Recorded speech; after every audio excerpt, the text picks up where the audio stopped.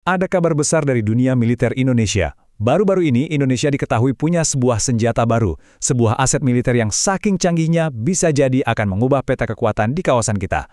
Mari kita bedah bareng-bareng. Nah, senjata baru yang super canggih ini namanya Rudal Khan.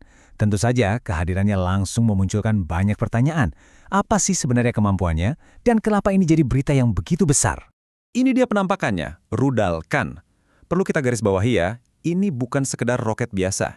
Ini adalah rudal balistik taktis pertama yang pernah dimiliki Indonesia. Sebuah lompatan teknologi yang, wow, signifikan banget untuk modernisasi militer kita. Namanya aja Khan, yang artinya penguasa. Keren kan?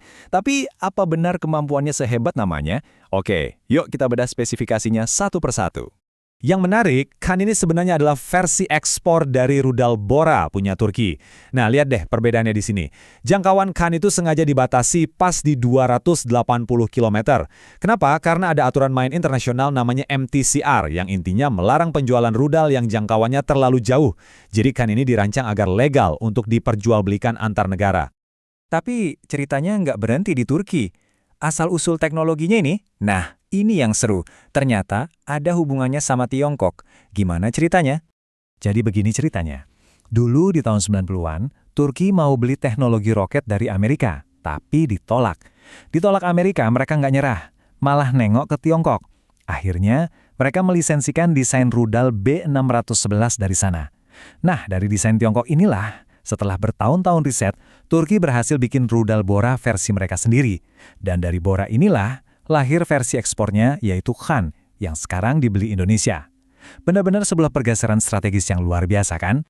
Oke, kita udah tahu sejarahnya. Sekarang, gimana sih cara kerja si Khan ini? Apa yang terjadi pas tombol peluncuran itu ditekan?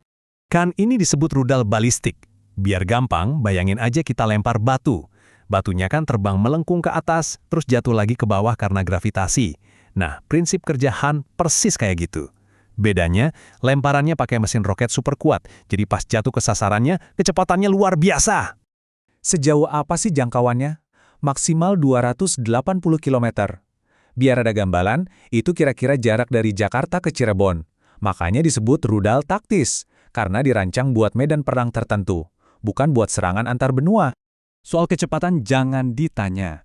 Bisa sampai Mach 5, itu 5 kali kecepatan suara loh. Begitu mesin roketnya mati, dia meluncur turun dengan kecepatan hipersonik.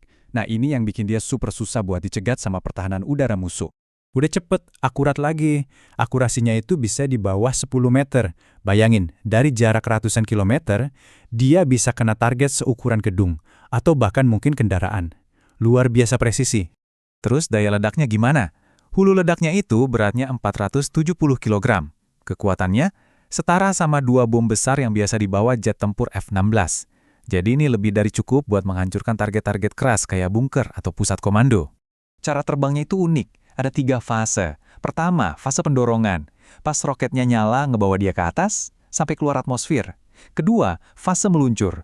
Mesinnya mati, dan dia terbang di luar angkasa. Nah, fase ketiga yang paling ngeri, fase menurun. Gravitasi narik dia balik ke bumi dengan kecepatan hipersonik tadi.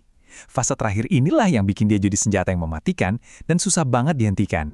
Nah, buat nentuin targetnya dengan akurat, ada 2 pilihan sistem pemandu. Opsi pertama, cuma pakai sistem navigasi internal. Akurasinya lebih rendah, tapi bagusnya susah diganggu atau di-jamming. Opsi kedua, gabungan sistem internal plus satelit kayak GPS. Ini yang bikin akurasinya super tinggi tadi. Tapi ya itu, ada resiko bisa di-jamming sama musuh. Ini nih yang jadi pertanyaan besar, dan infonya masih rahasia. Indonesia beli versi yang mana ya? Apakah yang lebih tahan gangguan, atau yang super akurat? Pilihan ini penting banget, karena bakal sangat menentukan gimana cara Canon ini akan dipakai nantinya. Oke, kita udah ngobrolin teknologinya. Sekarang, kita lihat gambaran yang lebih besar. Kenapa sih rudal ini dianggap sebagai game changer? Apa dampaknya buat Indonesia dan negara-negara tetangga? Kuncinya ada 2, mobilitas dan jangkauan. Khan ini kan diluncurkan dari truk, jadi gampang banget buat disembunyiin dan dipindah-pindahin. Nah, coba kita bayangkan, kalau ditembakkan dari Kalimantan, dia bisa menjangkau target sampai ke Sarawak dan Brunei. Kalau dari Dumai di Sumatera, Kuala Lumpur dan Singapura bisa masuk dalam jangkauannya. Ini benar-benar memberikan Indonesia kemampuan proyeksi kekuatan yang sama sekali baru. Mungkin ada yang mikir, loh, kan udah ada jet tempur canggih buat ngejatuhin bom, kenapa harus beli rudal mahal-mahal buat tugas yang sama? Pertanyaan yang bagus. Jawabannya adalah karena peran Khan ini sangat spesifik. Dia adalah pendobrak pintu. Maksudnya begini, kalau terjadi konflik, serangan pertama itu paling bahaya. Nah, tugas Khan adalah jadi serangan pertama itu untuk menghancurkan pertahanan udara musuh, seperti radar dan sistem anti pesawat mereka. Jadi Indonesia nggak perlu mempertaruhkan nyawa pilot atau jet tempur yang harganya triliunan. Setelah pertahanan mereka lumpuh, pintunya udah kebuka, barulah jet-jet tempur kita bisa masuk dengan jauh lebih aman untuk menuntaskan misi. Keren kan strateginya? Jadi, kesimpulannya jelas banget ya, rudal Khan ini bukan cuma sekedar nambah koleksi senjata. Ini adalah sebuah pernyataan strategis. Artinya, Indonesia sekarang punya kemampuan serang presisi jarak jauh yang jadi daya gentar baru. Kehadirannya jelas akan mengubah perhitungan militer di seluruh Asia Tenggara. Pertanyaan besarnya sekarang bukan lagi soal apa yang Indonesia punya, tapi bagaimana senjata ini akan mengubah peta kekuatan di kawasan kita ke depannya.